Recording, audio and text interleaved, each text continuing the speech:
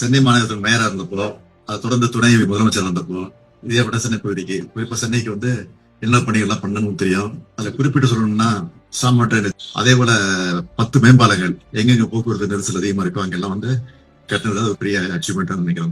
சென்னையை சிங்கார சென்னை ஆக்க வேண்டும் என்ற அடிப்படையில் தான் பல பணிகள் செஞ்சோம். இப்போ திராவிட முன்னேற்ற கழகம் ஆட்சி வந்த பிறகு சென்னை மாநகரத்துடைய பொறுப்பை ஏற்ற பிறகு பல்வேறு பணிகளை சென்னைக்கு செஞ்சிருக்கிறோம். அதுல குறிப்பா வட சென்னைக்கு வந்து சட்டமன்றத்தில் ஏற்கனவே 1000 கோடி ரூபாய் மதிப்பீட்டுல வட சென்னை வளர்ச்சி திட்டத்துக்காக ஒதுக்கி ஒரு அறிவிப்பு வெளியிட்டேன். 166 பணிகள் விரைவில் இந்த பணிகளும் முடிவடைய இருக்கு. ஆக இந்த ஓராண்டு காலத்திற்குள்ள எல்லா பணிகளையும் முடிக்க வேண்டும் என்று சொல்லி எல்லா துறைகளுக்கும் அறிவுறுத்தி இருக்கிறேன். தொடர்ந்து நம்முடைய அறநிலைத்துறை அமைச்சர் சேகர்பாபு அவர்கள், அதே போல மேயர், இந்த வட்டாரத்தில் இருக்கக்கூடிய எம்எல்ஏக்கள், எம்பிக்கள் தொடர்ந்து ஆய்வு பணிகள் மேற்கொண்டு வேகப்படுத்திட்டு இருக்காங்க. நானும் இது 2வது முறையா ஏற்கனவே அடிக்கல விழாவில் கலந்துக்கிட்டாலும் அந்த பணிகளை வந்து தொடர்ந்து ஆய்வு பண்ணிட்டு இருக்கிறேன். துணை முதலமைச்சரும் ஆய்வு பண்ண சொல்லி இருக்கிறேன். அதே மாதிரி அந்த சம்பந்தப்பட்ட துறையுடைய அமைச்சர்களையும் ஆய்வு பண்ண சொல்லி நான் குறிப்பிட்டு இருக்கிறேன். அவங்களும் அந்த பணியை வேகப்படுத்தி இருக்கிறாங்க.